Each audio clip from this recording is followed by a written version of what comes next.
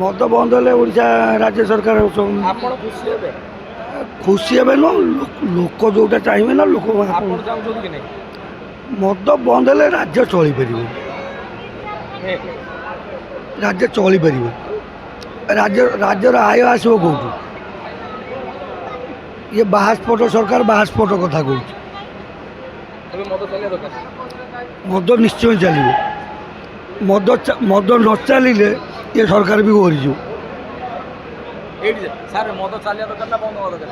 ମଦ ଚାଲିବ ନା ବନ୍ଦ ହବ? ମଦ ବନ୍ଦ କରିବ ନା ମଦ ନାହିଁ। ଦେଖ କ'ଣ କହିବେ କୁହନ୍ତୁ ଆପଣ?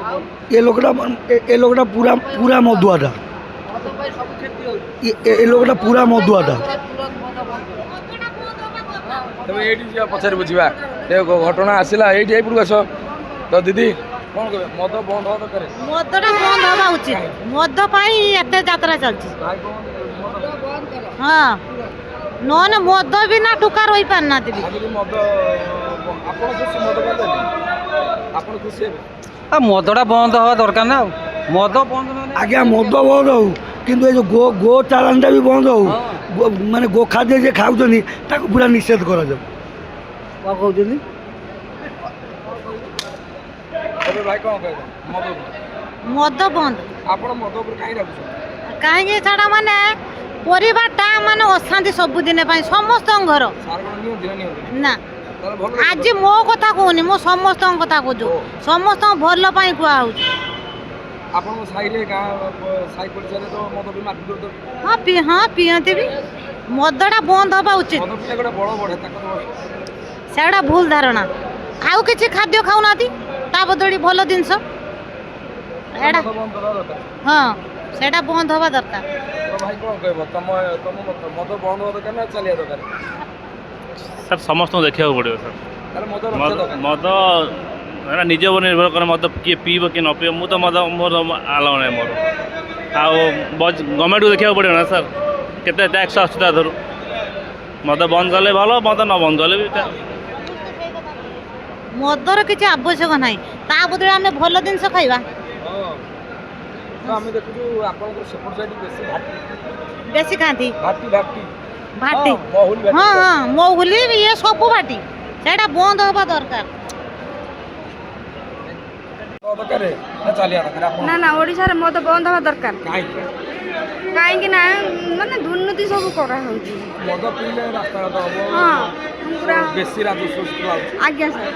ବନ୍ଦ କରିଦେବ। ହଁ ଠିକ୍, ବନ୍ଦ କରିଦେଲେ ଠିକ୍। ବନ୍ଦ ହେଇଯିବ। ଆଜ୍ଞା। ମଦ ମାତା ଲାଗି ମାର୍କେଟ କରିବାନି ନା ନା ନା, ବନ୍ଦ ହେବା ଦରକାର ମଦ।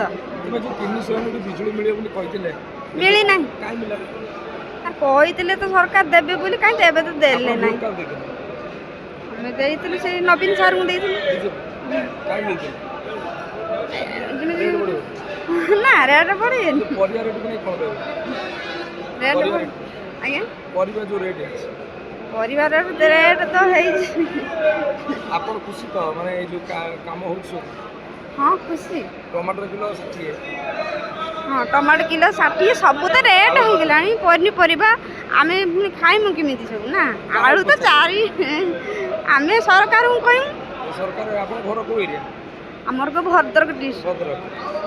କ'ଣ ଆଉ କହିବେ? ଆପଣଙ୍କ ମାନେ ବର୍ତ୍ତମାନ ବିଜେପି ଯାହା କରୁଛି ଠିକ୍ କରୁଛି? ବିଜେପି ତ ଆଗକୁ ଡେଭଲପମେଣ୍ଟ କରିବ, ଆମେ ତ କହିପାରିବାନି।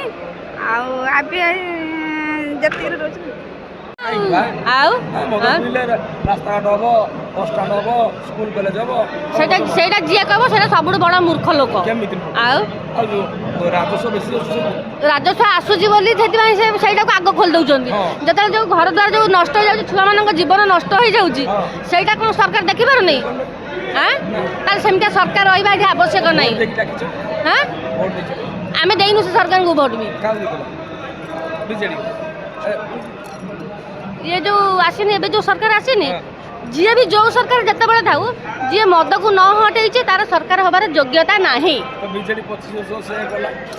ହଉ, ସିଏ ସିନା ଖାଲି କରିଛି ତା ସ୍ୱାର୍ଥ ଦେଖିକି କରିଛି। ତାର କ'ଣ ସ୍ୱାର୍ଥ ପାଉଥିବ, ତା ସୁବିଧା ପାଇଁକା ସିଏ ସେଇଟା କରିଛି।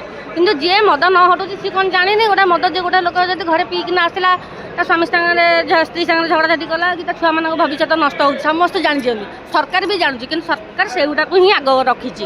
କାହିଁକି ସେଟା ସରକାର ବନ୍ଦ ନ କରିଛି? ସେଇଟା ଆଗ ସେଇଟା ସରକାର ବନ୍ଦ କରିବା ଦରକାର। ଅଗଷ୍ଟ 15 ହେଇଗଲେ ଖୁସି ହଁ ମନ ଦୁଃଖ ଜମା ନାହିଁ।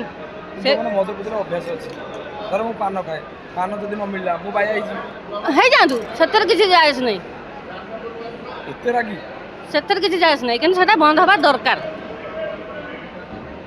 ଯଦି ଲୋକମାନେ ରାସ୍ତାଘାଟରେ କାହା ବାଡ଼େ ପିଟା କରିବେ ମଦ ନ ମିଳିଲେ ସବୁ କାହାକୁ ବାଡ଼େଇବେ ଯାହାକୁ ମାନେ ବାଡ଼େ ପାଗଳ ହେଇଯିବେ। କିଛି କେହି ବାଡ଼େଇବେନି ଏମିତି କେହି ସାହସ କରିବେନି। ଯଦି ସେଇ ମଦ ବିକ୍ରି ଯାଇକି ସେ ସରକାରଙ୍କୁ ବାଡ଼ାନ୍ତେ ତାହେଲେ ଭଲ ହୁଅନ୍ତା।